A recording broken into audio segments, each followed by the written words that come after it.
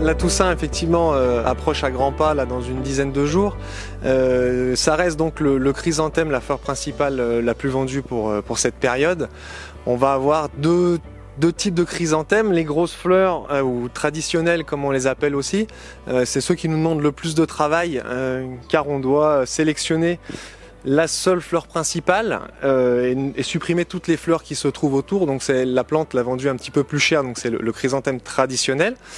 Et après on va retrouver aussi tout ce qui est chrysanthème multifleurs, pomponnettes aussi, donc là où il y a une multitude de fleurs, où on peut avoir plusieurs couleurs dans les mêmes pots ou coupes, voilà. Le chrysanthème est associé du coup à cette fête car il fleurit naturellement à cette date, il sera fleuri pour le 1er novembre. C'est un chrysanthème qu'on a planté au mois de juin, donc c'est une culture assez longue, on est sur des cultures d'environ 5 mois. Notre objectif c'est d'être prêt pour Toussaint. Cette année avec les températures assez faibles de cet été, les chrysanthèmes ont bien profité. Et naturellement avec la différence de durée de jour-nuit, le chrysanthème va fleurir pour Toussaint.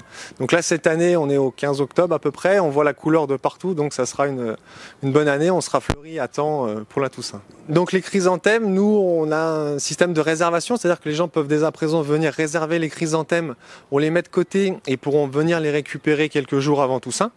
Ou après si les températures restent comme ça sur des belles journées, on conseille aussi aux gens de les prendre, pourquoi pas de les mettre chez eux, de pouvoir fleurir un petit peu leur extérieur, de les arroser tous les 2 jours et après d'aller les poser sur les tombes le jour de Toussaint.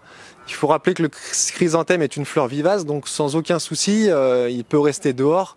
Ne surtout pas aller l'enfermer dans le garage pour dire je vais le conserver jusqu'à Toussaint. Ça c'est une énorme erreur, comme on peut le voir on est sous serre, donc allez pas nous les mettre dans le garage pour les conserver, quoi. Le chrysanthème voilà, reste phare et après on a beaucoup aussi donc tout ce qui va être les petites calunales, les feuillages, ça c'est des petites plantes et on fait beaucoup de compositions coupe verte, donc des choses qui vont rester tout l'hiver sur la tombe et aussi composition fleurie avec des petits cyclamènes, des petits fusains et on propose aussi beaucoup de compositions fleuries aussi qui vont aller sur les tombes accompagner le chrysanthème et qui elles vont rester un petit peu plus longtemps en fleurs.